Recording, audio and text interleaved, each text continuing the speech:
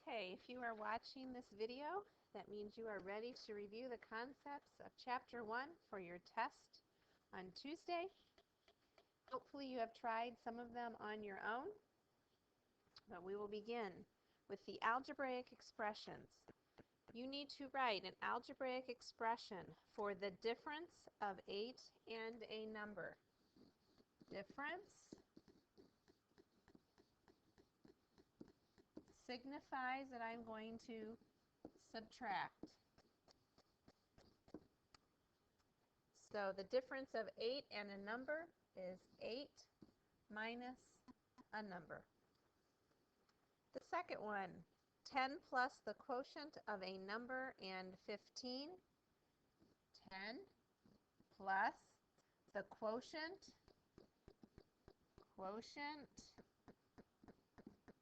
signifies divide. I'm going to be dividing a number and 15. I chose n for my two variables, here and here. You could have chosen another variable. Part 2 with algebraic expressions. We are going to evaluate the expression x plus 3y squared. I need to know the value of x and the value of y. X is 3 4/10 and y is 3. So I begin by substituting the value that I know for x, 3 4/10 plus 3 times the value that I have for y, which is 3 squared. Order of operations tell me that I need to do all grouping symbols first. I do not have any, so then I go to exponents. So then I have 3 4/10 plus 3 times 9. Then I have addition and multiplication. Addition comes first, multiplication comes first. So 3 4/10 plus 27. And then I have left to add 3 4/10 plus 27 will be 30 4/10. In my other expression, I have 7a minus 4 times the quantity b plus 2. A is 5 and b equals 2. So let's rewrite it. 7 times 5 minus 4 times the quantity 2 plus 2. Do all grouping symbols first. So 7 times 5 minus 4 times 4. 35 minus 4 times 4. Common error is for people to subtract 35 minus 4 and then multiply by 4. But we need to multiply by 4 first. So 35 minus 16. And 35 minus 16 is 19, not 29.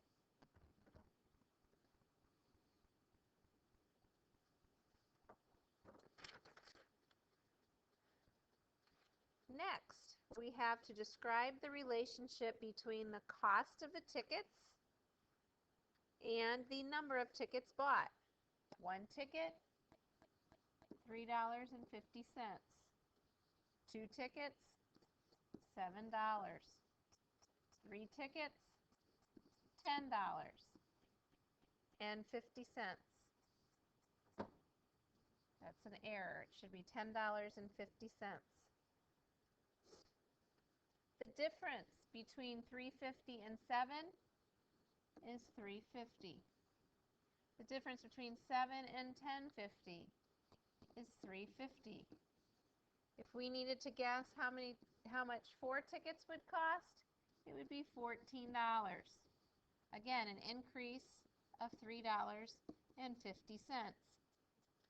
since the $3.50 is a constant increase, that becomes the coefficient. So we could say an increase in $3.50, or if you wrote a function, the cost of the tickets equals $3.50 times the number of tickets. Looking at the pay versus the number of hours, if we work 8 hours, we get $40.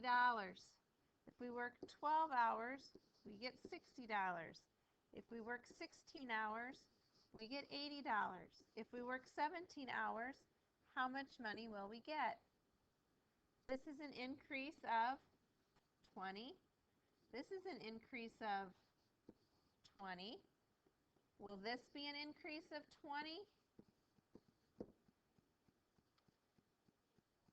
Notice here, increase of 1, increase of 1, increase of 1. That's when our constant increase can become our coefficient. Here, we are not increasing by 1. That's an increase of 4 and an increase of 4. So to find the increase of 1, I need to take my increase, 20, and divide it by the steps I increased, 4. 20 divided by 4 is 5. So each hour will increase by 5.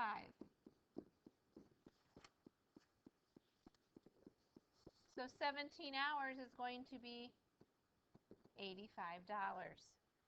So you can say each hour increases by 5, or pay will equal 5 times the number of hours.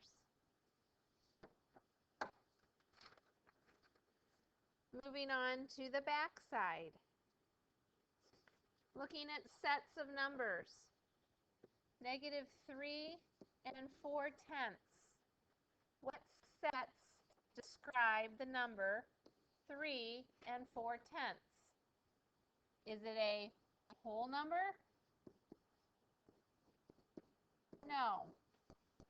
Is it a natural number? No. Is it an integer? No. Is it a rational number? Yes. How about the number 24 thirds? 24 thirds can be simplified. That equals 8. Is 8 a whole number? Yes. Is it a natural number? Yes. Is it an integer? Yes. Is it a rational number? Yes. So there are 4 different sets that the number 24 thirds would fit into. What about the height of a basketball player? Can that be a whole number? Yes. Can that be a natural number?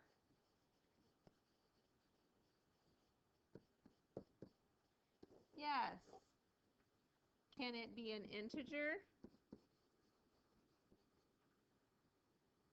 Not all integers. Could it be a rational number?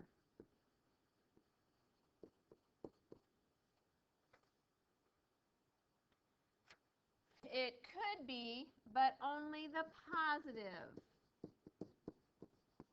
numbers. So you could say positive integers, but those are the same as whole numbers. So that would be redundant. So the height of a basketball player could be a whole number. It could be a natural number, or it could be a positive rational number, because somebody's height could be a fraction. Moving on to functions. Number of lemons compared to the cups of punch. 1 lemon, 1.5 cups of punch. 2 lemons, 3 cups. 3 lemons, 4.5 cups. 4 lemons, how many cups? You may already know the constant increase, but what is the constant increase here? 1.5 or 1.5. This is increasing by 1. So that means here is going to be an increase by 1.5. So that would be 6 cups of punch. The rule, and this needs to be written as an equation, would be the punch is going to equal 1.5 times the lemons. Is 1 times 1.5, 1.5. Is 2 times 1.5, 3, and so on. If that's true, then that is an appropriate rule. The second one, minutes talked on the phone versus the cost. 1 minute, $2.15. 2 minutes, $2.30. 3 minutes, $2.45. Increase, 15 cents. Increase, 15 cents. Increase by 1. So my constant for 4 minutes, I'm going to increase by 15 cents. So it would be $2.60. To write the function rule, the cost is going to equal 0.15 times the minutes. Is that going to work? Is 1 times 0.15, 2 and 15, $2.15? No, it just gives me the 15 cents. Is 2 times 15 cents going to give me $2.30? No, just the 30. So in order to get $2.15 and $2.30, I need to add 2. So my function rule would be the cost equals 15 cents times n plus 2. Lastly, we're looking at domain and range. Remember, domain is the input, what you put into the function, and range is the output, what comes out of the function. Gina rents 2 movies for each day of a 3-day weekend. Each rental costs between $2.50 and $5. Give a reasonable domain and range. Well, the domain is going to be the number of movies. Does Gina ask for a specific number of movies or a variety? It says she rents 2 movies. Therefore, the domain is 2. The range will be the cost, because the cost depends on how many she rents. If the movies can be anywhere from $2.50 to $5, That means if she rents 2 movies at $2.50, the minimum amount she'll pay is $5. And if she rents 2 movies at $5 a piece, the maximum she is going to pay is $10. Therefore, the range is going to be somewhere between $5 and $10. You may spend the rest of your time reviewing off of page 47 to 49. Goodbye, Bailey.